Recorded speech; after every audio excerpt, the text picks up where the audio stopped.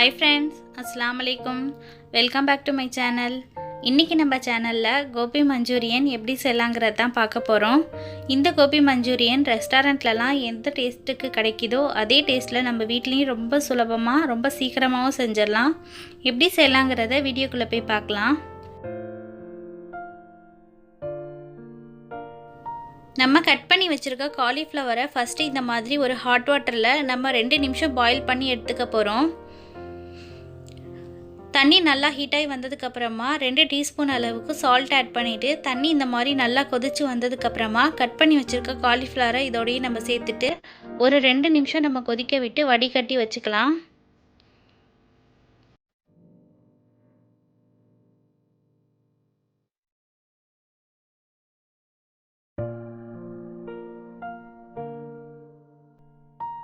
Gopi Manchurian செய்கிறதுக்காக நம்ம clean பண்ணி வச்சுருக்கிற காலிஃப்ளவரை ஃபஸ்ட்டு நம்ம ஃப்ரை பண்ணி எடுத்துக்கலாம். அதுக்காக 4 டேபிள் ஸ்பூன் அளவுக்கு கார்ன்ஃப்ளவர் ஆட்டா எடுத்திருக்கேன். கார்ன்ஃப்ளவர் ஆட்டா கூடவே 3 டேபிள் ஸ்பூன் அளவுக்கு மைதா மாவும் எடுத்திருக்கேன். காலிஃப்ளவர் கொஞ்சம் கலர்ஃபுல்லாக இருக்கிறதுக்காக நான் 1/4 டீஸ்பூன் அளவுக்கு ஃபுட் கலரும் எடுத்திருக்கேன். உங்களுக்கு இந்த ஃபுட் கலர் தேவையில்லைன்னா நீங்கள் ஸ்கிப் பண்ணிக்கோங்க. இது கூடவே 1/2 டீஸ்பூன் அளவுக்கு நான் மிளகாத்தூளும் ஆட் பண்ணியிருக்கேன்.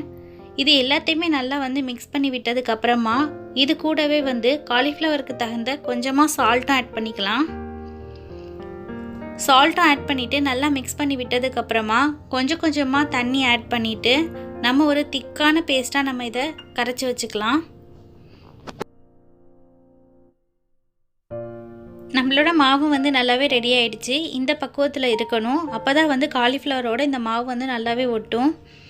நம்ம வடிகட்டி வச்சுருக்கிற காலிஃப்ளவரை இந்த மாவோடையே எல்லாத்தையுமே ஆட் பண்ணிவிட்டு இந்த காலிஃப்ளவரில் இந்த மாவு நல்லா ஃபுல்லாக ஒட்டுற மாதிரி நல்லா நம்ம மிக்ஸ் பண்ணி விட்டுக்கலாம்.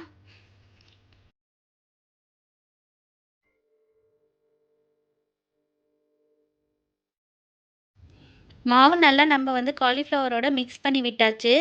இந்த மாதிரி இருக்கணும். இது ஒரு 10 நிமிஷம் ஊறட்டும். காலிஃப்ளவர் ஃப்ரை பண்ணுறதுக்காக இந்த மாதிரி ஒரு பேனில் தேவையான அளவுக்கு எண்ணெய் ஊற்றி நல்லா ஹீட் பண்ணி எடுத்தாச்சு. நம்ம ஊற வச்சுருந்த காலிஃப்ளவரையும் இந்த மாதிரி தனித்தனியாக ஒவ்வொன்றா போட்டு எல்லாத்தையுமே நம்ம ஃப்ரை பண்ணி எடுத்துக்கலாம். காலிஃப்ளவர் நல்லா கோல்டன் ப்ரௌனாக ஃப்ரை ஆகணும். அது வரைக்கும் ஃப்ரை பண்ணிக்கலாம். இடையில இந்த மாதிரி பரட்டி விட்டுக்கோங்க.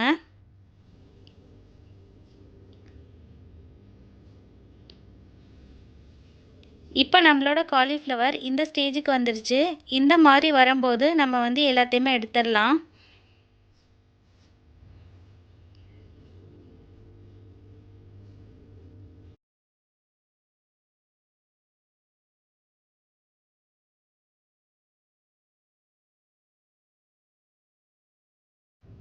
இதே மாதிரி எல்லா காலிஃப்ளவரையும் நம்ம ஃப்ரை பண்ணி எடுத்துக்கலாம்.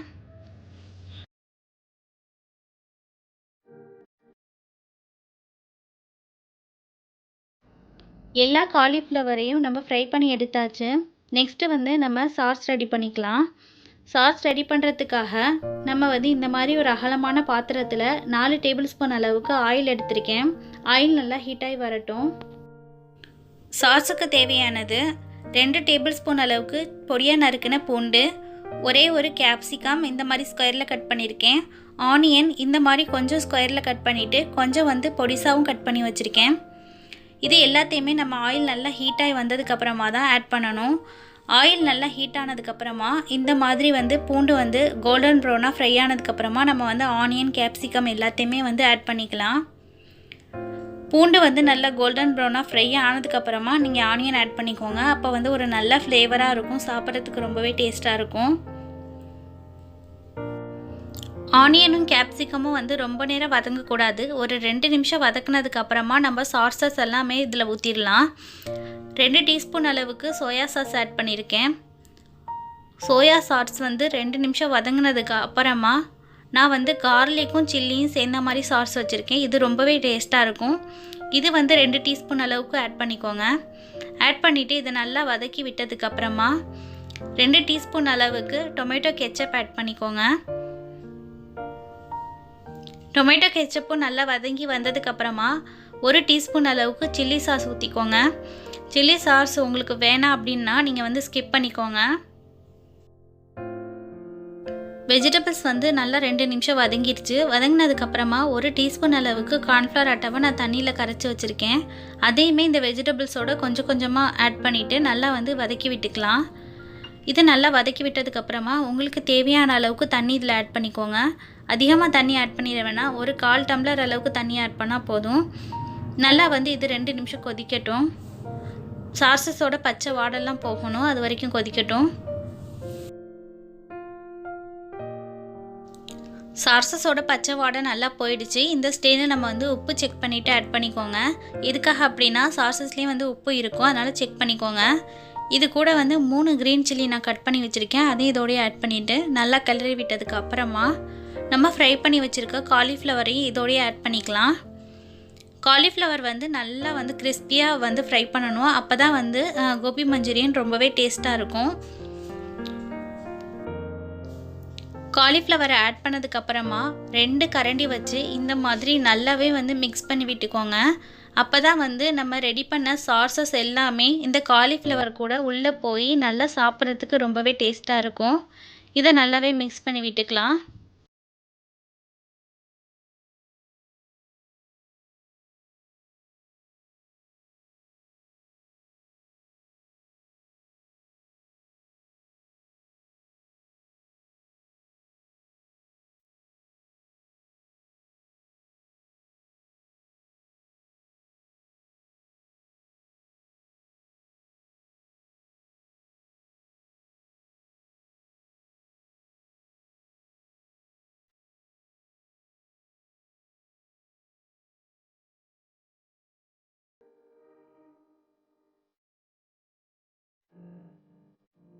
நம்மளோட காலிஃப்ளவர் ரொம்பவே சூப்பராக ரெடி ஆகிடுச்சு. கடைசியாக வந்து கொஞ்சமாக ஸ்ப்ரிங் ஆனியன் நான் கட் பண்ணி வச்சுருக்கேன், அதையும் இது கூடவே ஆட் பண்ணிக்கிறேன். ஆட் பண்ணிவிட்டு இதை வந்து நல்லா கிளறி விட்டுக்கலாம். கிளறி விட்டுட்டிங்கன்னா நம்மளோட கோபி மஞ்சூரியன் ரொம்பவே சூப்பராக ரெடி ஆகிடுச்சு. இப்போ நம்ம இதை ஒரு பாத்திரத்தில் மாற்றிக்கலாம்.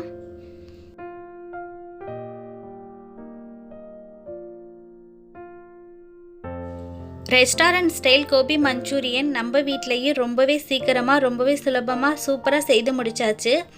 நீங்களும் இதை உங்கள் வீட்டில் கண்டிப்பாக ஒரு தடவையாவது ட்ரை பண்ணி பாருங்கள். ட்ரை பண்ணி பார்த்துட்டு இந்த கோபி மஞ்சூரியனோட டேஸ்ட் எப்படி வந்ததுங்கிறத என்கிட்ட கமெண்ட்ஸில் ஷேர் பண்ணுங்கள். என்னோட இந்த கோபி மஞ்சூரியன் வீடியோ உங்கள் எல்லாருக்குமே பிடிச்சிருந்தா மறக்காமல் என்னோடய வீடியோவை லைக் பண்ணிக்கோங்க. உங்கள் ஃப்ரெண்ட்ஸ் அண்ட் ஃபேமிலி கூடயும் ஷேர் பண்ணிக்கோங்க. என்னோட சேனலை இதான் ஃபஸ்ட் டைம் பார்க்குறீங்க அப்படின்னா மறக்காமல் என்னோட சேனலை சப்ஸ்கிரைப் பண்ணிக்கோங்க.